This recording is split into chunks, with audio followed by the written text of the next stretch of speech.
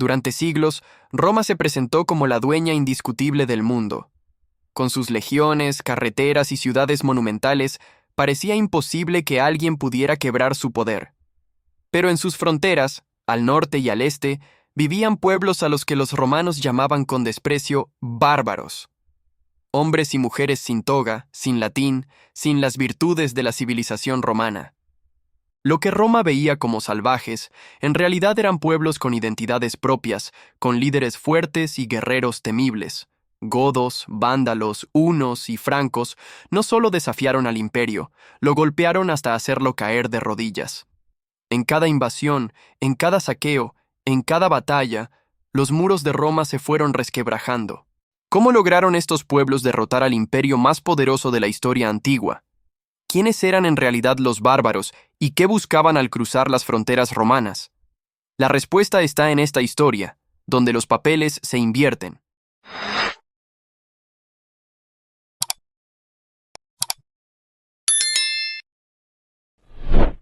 Los conquistadores terminaron conquistados. Los pueblos bárbaros no tenían ciudades de mármol ni anfiteatros colosales. Su vida se desarrollaba en aldeas de madera y barro, rodeados de bosques espesos y ríos turbulentos.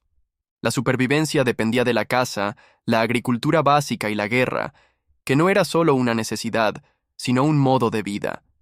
Cada miembro de la tribu sabía que, para proteger a los suyos, debía estar dispuesto a luchar.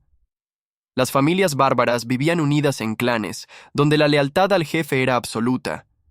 No existían las rígidas jerarquías romanas, pero sí un profundo respeto por la tradición y los ancestros. En torno al fuego, se contaban historias de héroes y dioses, transmitiendo valores de valentía y honor que inspiraban a los jóvenes guerreros.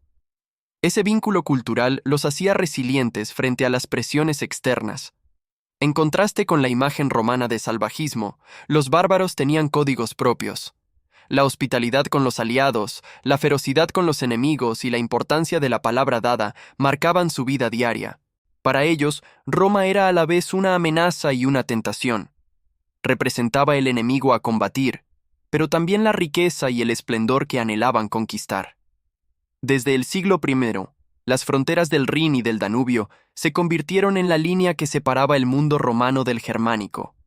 Allí, fortificaciones y legiones vigilaban día y noche a tribus como los queruscos o los marcomanos. A pesar de los muros, el contacto era inevitable. Había comercio, intercambio cultural y también choques violentos que marcaban la desconfianza mutua. Uno de los primeros golpes llegó en el año 9 de Puntecristo, en el bosque de Teutoburgo, cuando el caudillo Arminio emboscó y aniquiló a 3 legiones romanas. Aquella derrota mostró que las tribus bárbaras podían derrotar al coloso imperial. Roma nunca olvidó ese desastre, y el nombre de los bosques germanos quedó grabado como símbolo de amenaza constante. Con el paso de los siglos, Roma intentó integrar a algunos bárbaros como aliados o mercenarios.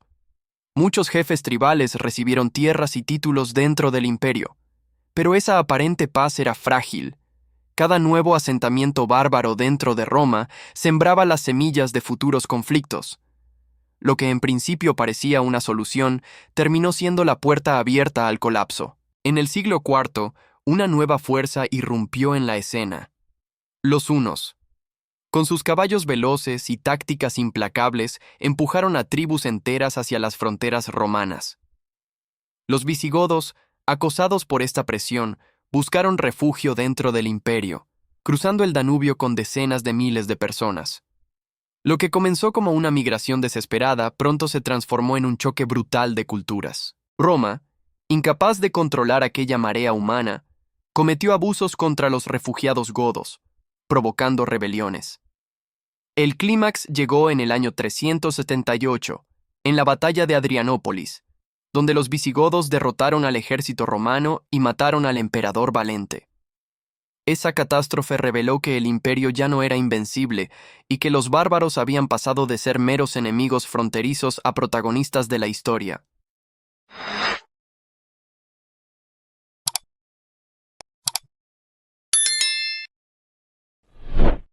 En el siglo V, el equilibrio se rompió definitivamente. Los vándalos cruzaron la Galia y llegaron hasta el norte de África, donde fundaron un reino que controlaba el Mediterráneo.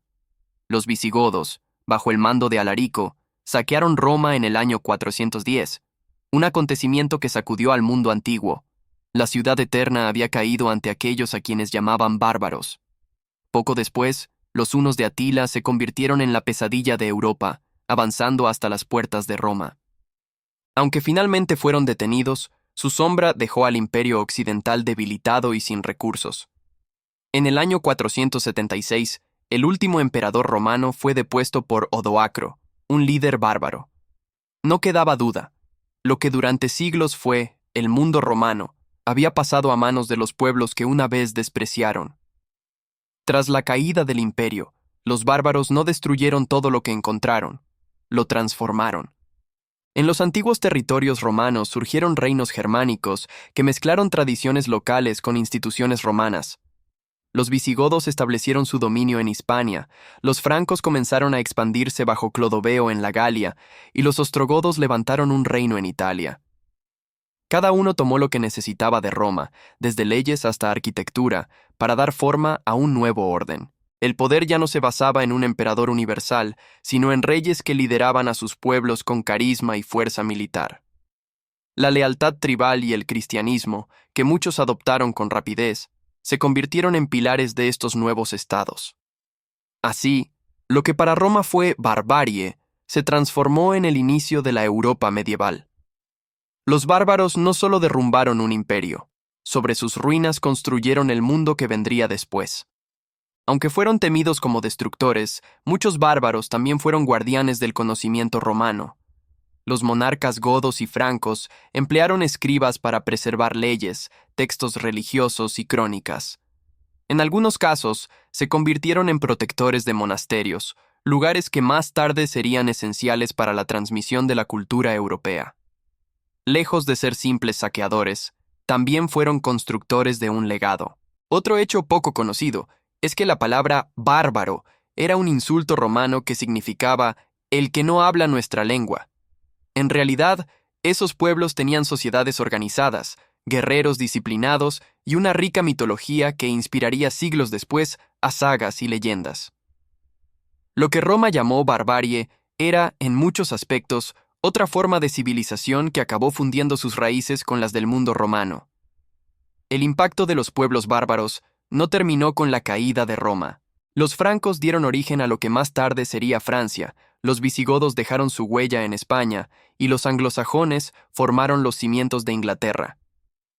Cada reino surgido de la llamada barbarie fue el punto de partida de naciones que aún existen hoy. Además, muchas costumbres, lenguas y leyes de Europa medieval nacieron de esa fusión entre lo romano y lo bárbaro. El feudalismo, la caballería y hasta símbolos de identidad nacional tienen raíces en ese tiempo de transición. Los bárbaros no solo cambiaron el mapa político, redefinieron la identidad de Europa, transformando la caída de un imperio en el nacimiento de un continente.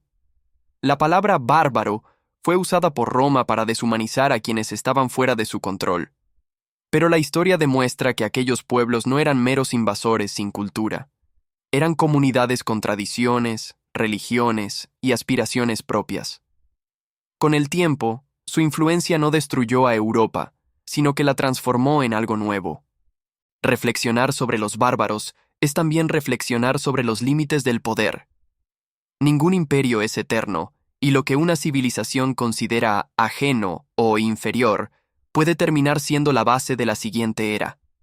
Roma cayó, pero los pueblos que la vencieron sembraron las raíces de un mundo distinto, recordándonos que la historia siempre se escribe desde múltiples miradas. Las llamas que consumieron Roma no fueron el fin de la civilización, sino el inicio de otra. Allí donde se derrumbaron las estatuas y se quemaron los templos, surgieron nuevas lenguas, nuevas costumbres y nuevos reinos. Los bárbaros, aquellos temidos por el imperio, se convirtieron en arquitectos de un futuro inesperado. Entre ruinas y cenizas, el eco de sus pasos aún resuena. Los bosques germánicos, las llanuras hunas y las aldeas godas dejaron de ser periferia para transformarse en el centro de la historia europea. El mundo antiguo se apagaba, pero del silencio nacía una nueva melodía, la Edad Media. Hoy, al mirar atrás, entendemos que Roma no cayó sola. fue empujada por aquellos que desde las sombras aguardaban su momento. Los bárbaros no fueron el fin, sino el puente hacia un mundo diferente. Y en ese cruce de espadas, fuego y destinos, se forjó la Europa que conocemos.